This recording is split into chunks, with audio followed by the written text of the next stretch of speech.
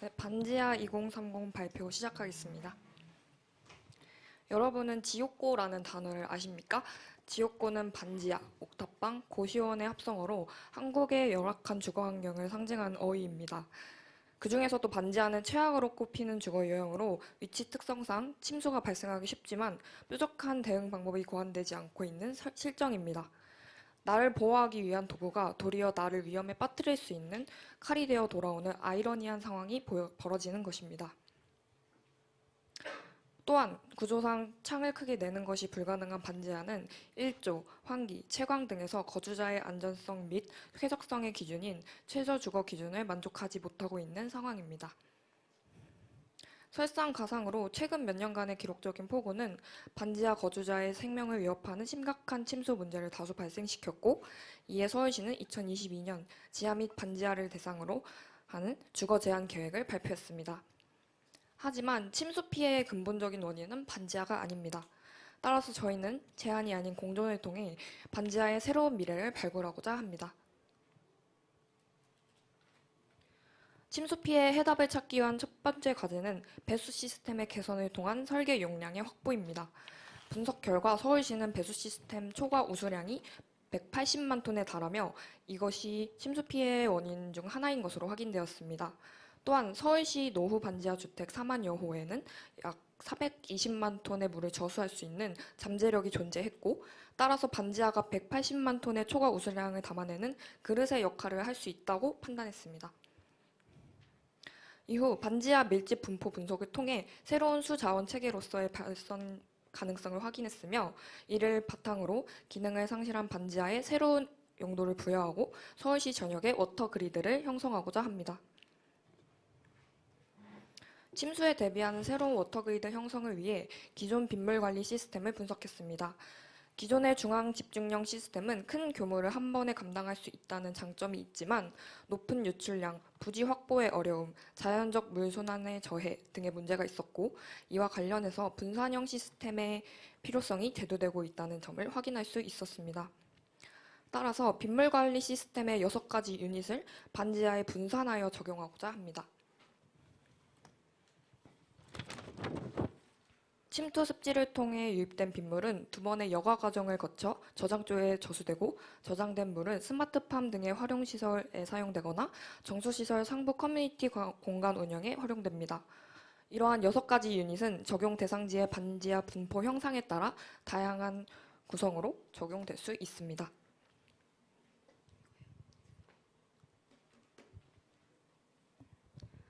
앞서 제시한 유닛의 조합에 따른 형상적 유동성은 계속해서 늘어갈 노후 반지하 주택에 지속적으로 적용할 수 있는 가능성을 보여주고, 이에 따라 변화하는 침수 피해 규모에 꾸준히 대응해 나갈 수 있는 많은 잠재력을 가지고 있습니다.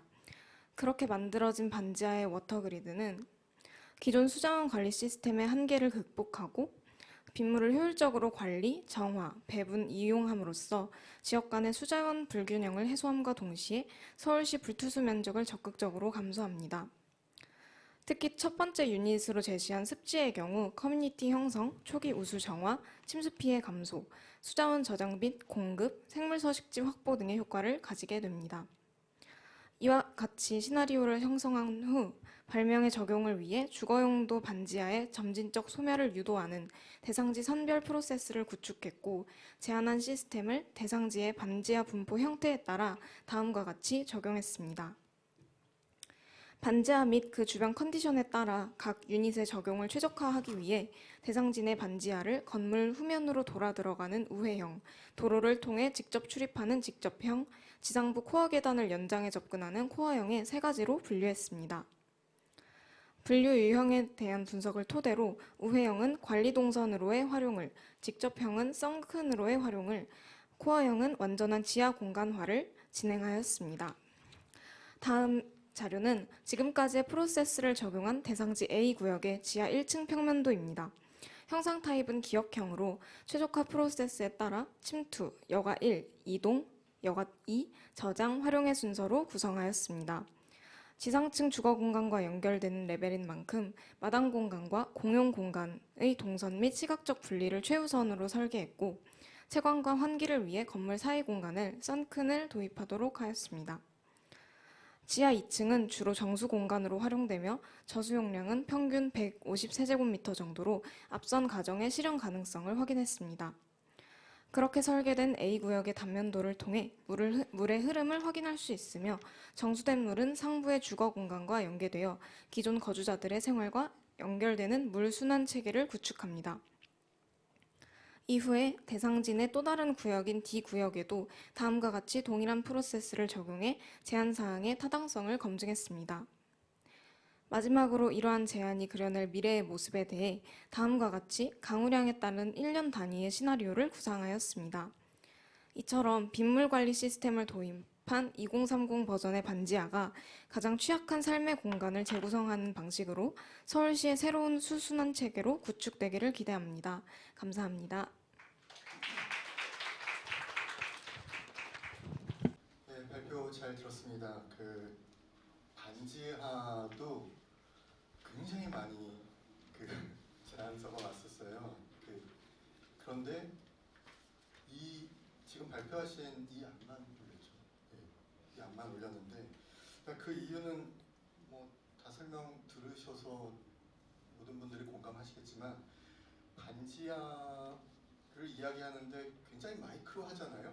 도시 안에서 이 건축의 부분이 반지하를 해결하기 위해서는 궁극적으로 매크로로 봐야 되고 어떤 문제점이 있는지에 대해서 면밀한 분석이 있지 않으면은 사실은 그냥 되게 건축적인 인테리어적인 그런 해결로서밖에 건드릴 수밖에 없는데 이 프로젝트는 침수 문제, 그러니까 빗물 저장 시설이라고 하는 부분에 대한 리서치를 통해서 어떻게 보면 도시 인프라를 건드린 부분이 가장 어떻게 보면 칭찬해주고 싶은 부분이고요. 이 도시 인프라가 어쨌든 사회적 문제를 해결하는 게 우선이고 그걸 통해서 내가 땅을 내줄 테니 우리 건물의 지하를 쓸 수 있게 해줄 테니 이걸 사회 기반 시설로서 뭔가 이렇게 해결할 수 있는 방안으로 쓰시오라고 하는 기브 앤 테이크라는 개념이 충분히 반영될 수 있기 때문에 실질적으로도 의미가 있는 사회적 해결 어떤 그 프로젝트라고 생각을 해요. 그래서 그 부분에 있어서는 굉장히 칭찬을 해드리고 싶고요. 그래서 이 결과는 사실 뭐 건물이 멋있게 구현되고 하는 게 뭐 얼마나 의미 있을까 라는 생각이 들고 충분히 제안하신 게 타당하게 설득력 있게 다가온 것 같습니다. 근데 하나 궁금한 건 이렇게 프레젠테이션에 비해서 이 모형이 필요했었을까? 라는 생각이 드는데 되게 이렇게 노력하셨는데 그러니까 궁금한 거예요. 이 모형은 있어도 없어도 크게 상관이 없어 보이는데 이 모형의 의도를 좀 간단하게 설명해 주시면 좋을 것 같아요. 저희가 이 모형을 만든 이유는 일단 가장 아래층에 있는 지하 공간과 가장 상부층에 있는 지상 공간 두 가지에 대해서 입체적으로 표현을 하고 싶었던 것이 있었고요. 첫 번째 가장 위에 층 같은 경우에는 커뮤니티 공간이 주로 이루어지고 가장 하부 같은 경우에는 보시면은 레진으로 물을 표현을 했는데 정수 공간이 대부분으로 이루어지는 그 흐름을 보여드리고자 만든 어떤 모형이고요. 두 번째라고 하면 그냥 건물의 모형이 아니라 배치 모형 형식으로 만든 것이 그 두 번째 이유인데요. 도시 안에 있는 여러 가지 건물 사이에서 어떤 식으로 이것들이 자리를 잡고 있고 그것들이 서로 어떻게 관계를 맺고 있는지를 표현하고자 한 모형이라고 할 수 있겠습니다.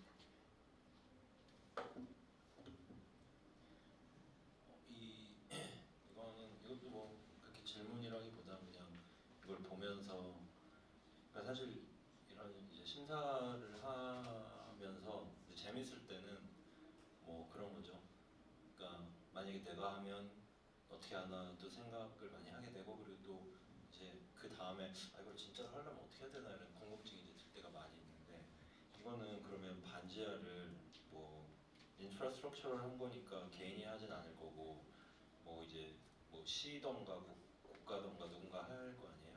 그러면은 이 집주인이 그 반지하를 파는 걸까? 아니면은 사용하게 해주는 대신 뭐 임대료를 받는 것일까? 아니면 사용을 하게 해주고 대신 인센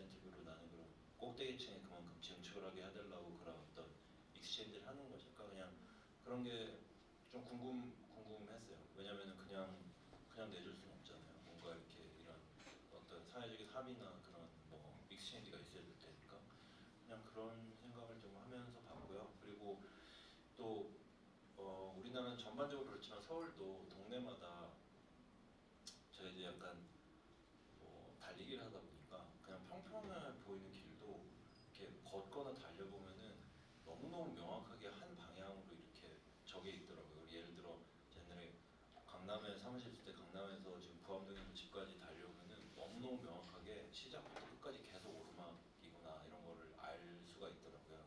근데 이제 물은 그런 거에 굉장히 민감하잖아요.